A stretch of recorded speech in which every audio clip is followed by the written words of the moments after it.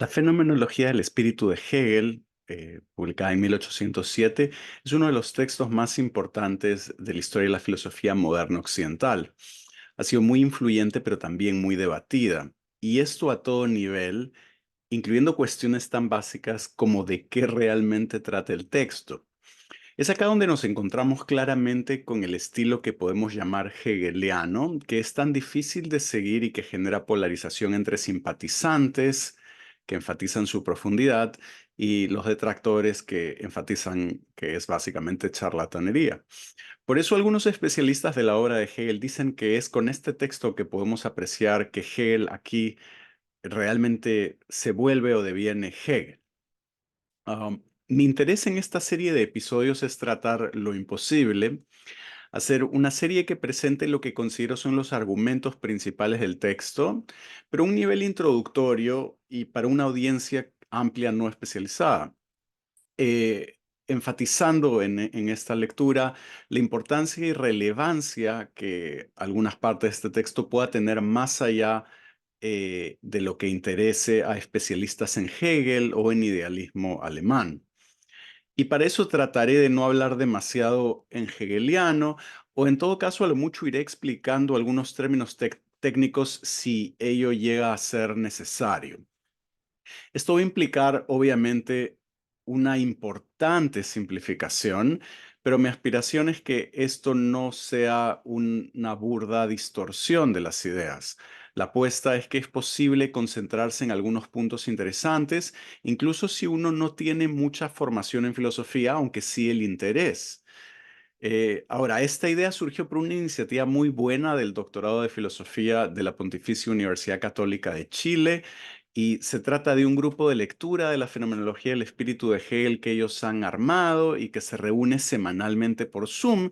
No hay que inscribirse y va hasta septiembre, si no me equivoco. Ya tuvo su primera sesión, que es justamente sobre la introducción y la certeza sensible, ya llegaremos a eso. Pero uno siempre puede unirse, así que voy a dejar la referencia del grupo en la descripción del video por si a alguien le interesa sumarse. Yo voy a estar asistiendo también junto a muchos otros todas las semanas. Entonces siento que por ese contexto de un grupo de lectura, de gente que puede estar interesada, por eso es que siento que es una buena oportunidad para hacer estos videos con el fin de que complementen a un nivel bastante básico las lecturas y discusiones que se van a realizar en ese espacio. Ahora bien, siendo un texto tan difícil y con tanta discusión interpretativa, es claro que no hay obviamente una lectura única canónica. En mi caso, para fines de introducir algunas de las ideas principales de este libro, quiero apelar como complemento principal, y por eso uno tiene que ser explícito con sus interpretaciones, a la lectura que hace Terry Pinkard del texto. Él es profesor en la Universidad de Georgetown, y esto se debe principalmente a que en su lectura él enfatiza la racionalidad y su dimensión social. No digo que otros especialistas no lo hagan, pero siento que él enfatiza bastante este componente, lo que él llama la sociabilidad o la socialidad de la razón o el espacio social de las razones. Ahora, creo que este énfasis, que no es el único que podría o tendría que hacerse al leer la fenomenología en su conjunto, eh, puede ser bastante útil al lector primerizo no especializado que busque entender de nuevo algunos de los aspectos principales del texto. Fuera de que creo que este énfasis en la racionalidad y su carácter social puede resaltar una relevancia que va más allá del interesado en filosofía alemana, ¿no? Entonces, si hay gente que no va a ser especialista, que le interesa Hegel, que siente que el texto tiene algo interesante que decir, tomar como eje de la lectura esta dimensión social de la racionalidad y enfatizarla, creo que puede ser muy productivo para una primera lectura introductoria, ¿no? Que podríamos llamar cuasi de divulgación también. Ahora, ya pasando al texto, lo primero, como ya es usual en varios intentos, sobre todo de gente muy especialista en el texto, que tratan de proveer de una lectura o introducción integral a la fenomenología, es que el prólogo lo voy a comentar al final, si logramos llegar al final, por el hecho de que fue escrito luego de terminar todo el libro. Hegel lo escribió luego, y puede sernos más inteligible y útil como final si leemos de esta forma, ¿no? Leemos todo el libro y luego leemos el prólogo como una especie de ensayo final, ¿no? Y creo que asumir que su lectura y discusión será más productiva, creo que eso puede ser mejor, ¿no? Si asumimos que primero hay que leer todo el libro y luego leer el prólogo, que es algo que mucha gente hace. Entonces, si empezamos no con el prólogo, sino con la introducción como primer paso, como Hegel originalmente pensó la introducción como el punto de partida efectivo, ¿qué es entonces lo que deberíamos enfatizar en este primer episodio? Ah, lo que yo considero es que el inicio, la introducción, podemos verlo como una especie de crítica a cierta teoría del conocimiento moderno. Sin entrar en demasiados detalles técnicos, lo importante es que en la introducción a la fenomenología del espíritu, Hegel va a criticar que se tome como punto de partida, sin cuestionamientos, un modelo que podríamos llamar representacional o instrumental del conocimiento. Em, Ahora, esto por el hecho básico de que no es obvio que ese tenga que ser el modelo correcto, por más que sea obvio para mucha gente, especialmente en su contexto. Recuerden, el libro es de 1807, pero también quizá por ahí esto puede resonar en algún lector contemporáneo. Entonces, ¿a qué se refiere esto? Esta visión representacional o instrumental lo que defendería es que nosotros conocemos de cierta forma, así que tenemos que conocer el conocimiento antes de conocer. Tenemos que comprender bien el instrumento que tenemos para poder conocer antes que usar, antes de usarlo propiamente. Entonces, la idea por eso es de que tenemos que conocer nuestro instrumento de conocimiento, tenemos que conocer lo que podemos llegar a conocer, lo que podemos llegar a hacer. Es como, cuando hablo de instrumento, es como realmente ser bien conscientes de nuestras facultades o capacidades de conocimiento humano, lo que el sujeto tiene como capacidades para conocer de un objeto, y tenemos que ser bien rigurosos con ese paso previo antes de saltar a conocer para saber cuáles son los límites del instrumento, de nuestras facultades que tenemos, ¿no? Ahora, lo que Hegel quiere enfatizar cuando tomamos como punto de partida este modelo, y esto es coherente con lo que la gente que simpatiza con esto diría, es de que este instrumento inevitablemente va a representar el objeto de conocimiento de cierta forma. Es decir, si existe un sujeto que quiere conocer un objeto, pero este sujeto tiene un instrumento que conoce de cierta forma al objeto, representándolo, la idea es de que el objeto que conocemos ya no lo vamos a tener de manera pura o de verdad como es en sí mismo, independiente del instrumento que lo representa de cierta forma. Entonces, lo que este modelo asume es que no podemos conocer el objeto como sería en sí mismo o de manera, si se quiere, absoluta o independiente, ¿no? Y este sería un límite inherente al conocimiento. Ahora, si todo esto es muy abstracto, todavía he tratado de simplificarlo bastante, aunque quizá no sea exactamente así. El punto de Hegel con este modelo sería equivalente a pensar de que si nosotros, por ejemplo, con nuestra visión vemos el mundo de cierta forma por cómo son nuestros órganos visuales, nuestras capacidades visuales, entonces no podemos realmente ver cómo son las cosas independientes de eso, ¿no? Entonces hay esta limitación inherente. Y toda esta preocupación, y aquí viene un punto importante, supone como modelo de conocimiento que hay una división que podemos hacer entre el absoluto o el objeto de conocimiento y la cognición o instrumento. Ahora, absoluto obviamente tiene estas resonancias para nosotros solemnes o fantasmagóricas, pero en este contexto absoluto enfatiza el carácter independiente o autosubsistente del objeto, que el objeto de conocimiento, al ser independiente a nosotros, queremos justamente conocer eso que es independiente a nosotros y por eso tiene un carácter de ser absoluto. Pero Hale quiere enfatizar que cuando formulamos las cosas de esta forma, ya empezamos a, a tener una serie de supuestos que para él van a ser extraños. Es decir, que la cognición o nuestra capacidad del sujeto para conocer si está afuera del absoluto, no queda claro dónde estaría, digamos, ¿no? Si hay una totalidad que queremos conocer, pero el conocimiento está fuera de esta totalidad, entonces, ¿dónde se supone que está? Es una pregunta que él hace rápidamente.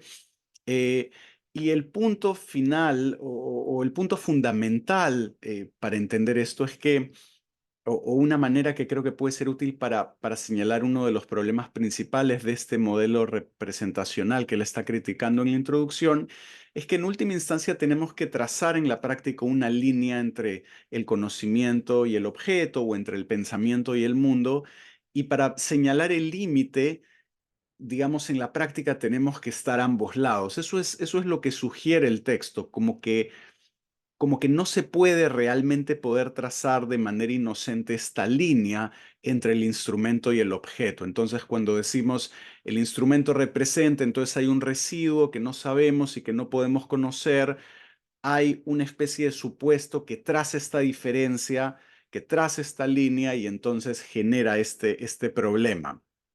Entonces, para Hegel, este modelo representacional e instrumental del conocimiento supone más cosas de las que nos dice y hace más cosas de las que nos dice. Entonces, esta discusión sirve principalmente para mostrar que a Hegel le interesa partir, porque el comienzo del libro y a lo largo de esto le interesa justamente el conocimiento, eh, le interesa partir de la menor cantidad de supuestos a la hora de hacer su análisis, partir de lo que se considere mucho más simple u obvio. Entonces, este modelo representacional o instrumental del conocimiento, que podría ser obvio en el contexto post-kantiano, en el que no vamos a entrar, él considera que tiene un montón de supuestos y problemas, y entonces no es un buen punto de partida.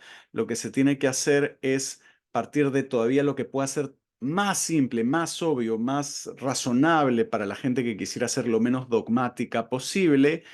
Y en su terminología, él llama esto lo más inmediato, ¿no? Que tiene menos supuestos.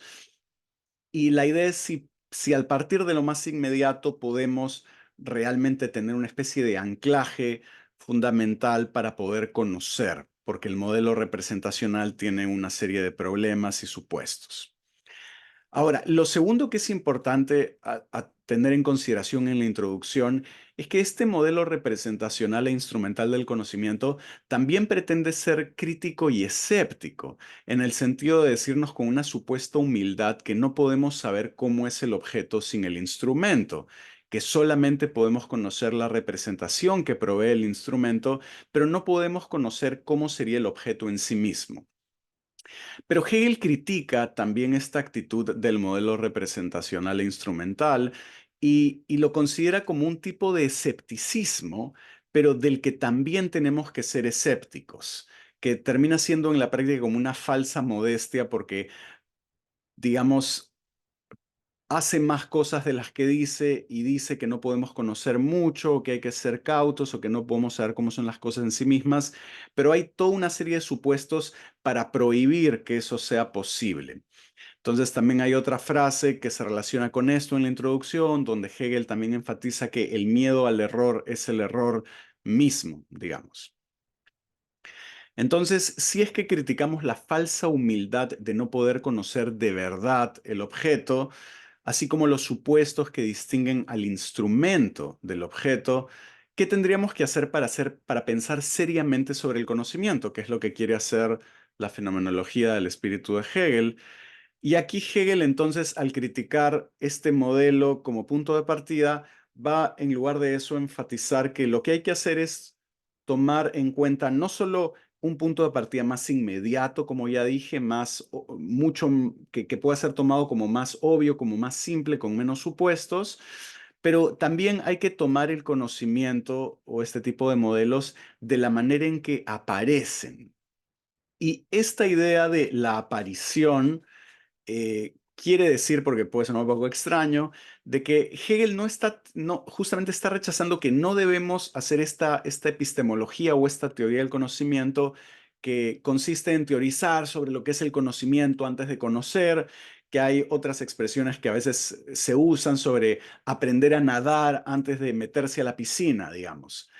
Y tomar el conocimiento en su aparición quiere decir que lo que él va a hacer es discutir y presentar modelos de conocimiento, y ahí se parece un poco al anterior, pero ¿qué es lo especial de Hegel? Y esto es lo importante, que, digamos, enfocarse en la aparición de los modelos significa, para nosotros acá, en este contexto introductorio, significa tomarlos en serio, tomar en serio el modelo de conocimiento. Es decir, porque uno puede decir, pero ¿qué quiere decir tomar en serio esto? Porque estamos hablando del modelo representacional. Como un primer ejemplo es que uno tiene que tratar de hacer lo que estos modelos dicen que hacen. Uno tiene que tratar de ver si realmente cumplen lo que prometen. Entonces, no es una crítica puramente desde fuera, sino que hay que situarse dentro y tratar de poner este modelo en funcionamiento. Entonces, Hegel cree que cuando tratamos de realizar estas formas o modelos de conocimiento, termina habiendo un fracaso. No funcionan realmente como dicen que deberían funcionar, y este fracaso revela una limitación en este tipo de modelos.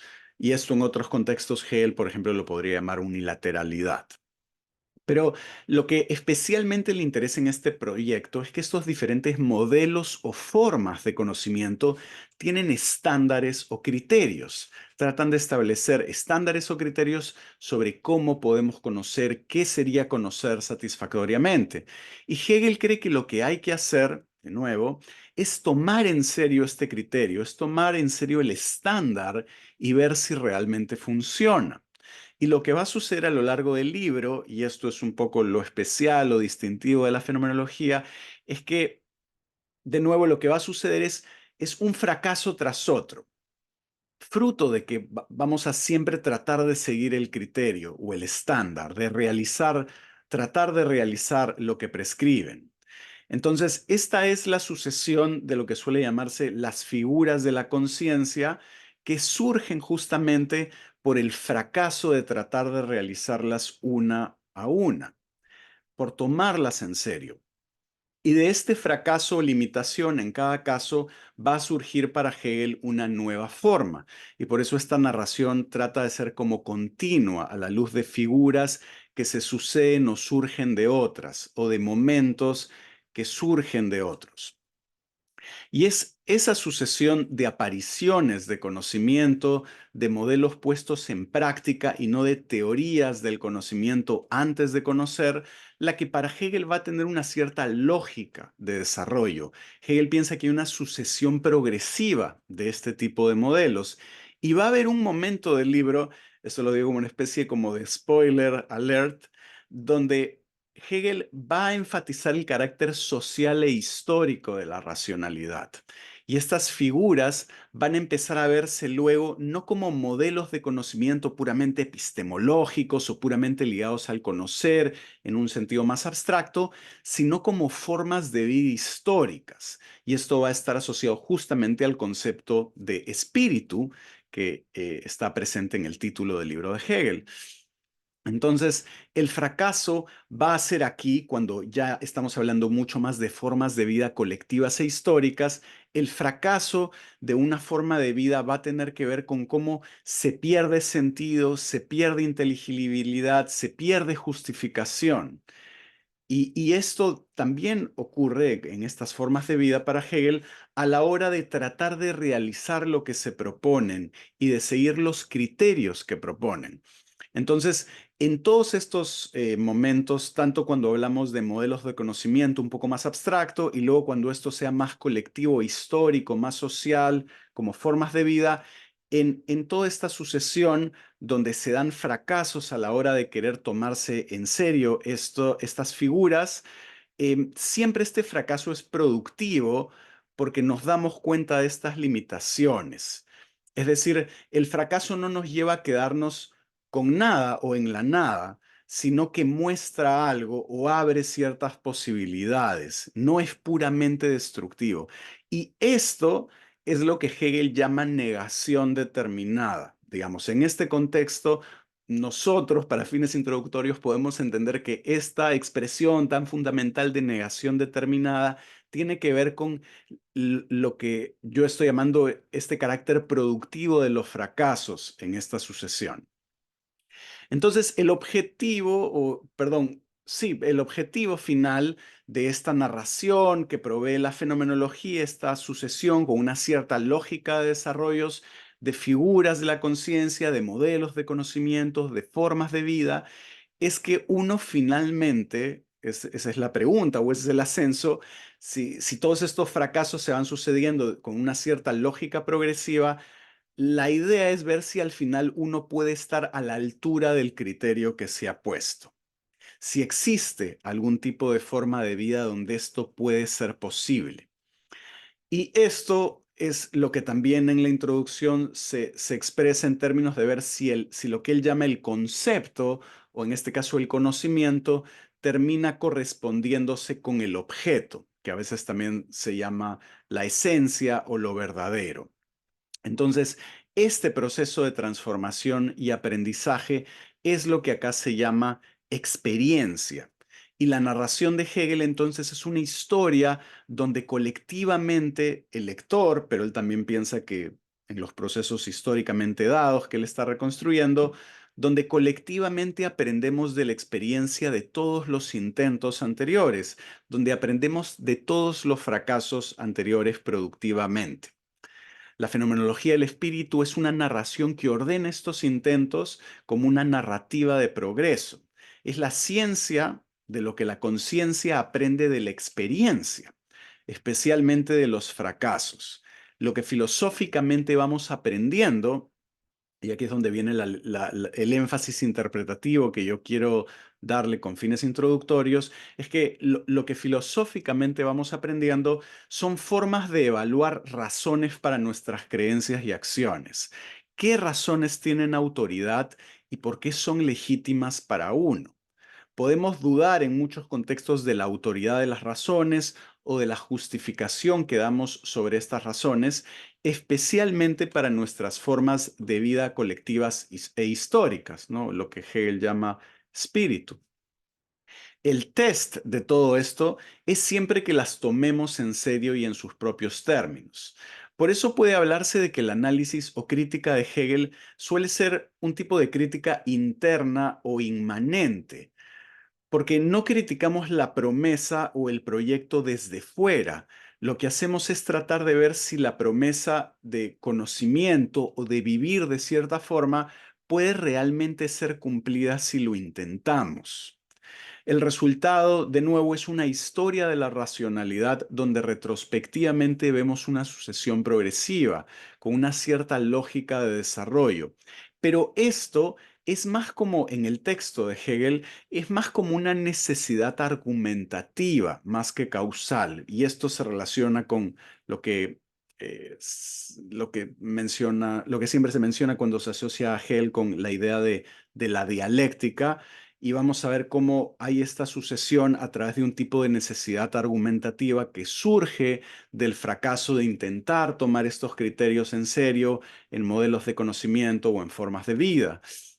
Entonces lo que vamos a ver o lo que vamos a ver como protagonistas principales acá son como ciertas normas, criterios, razones, argumentos, justificaciones van fracasando y cómo otros surgen de este tipo de fracasos o negaciones determinadas.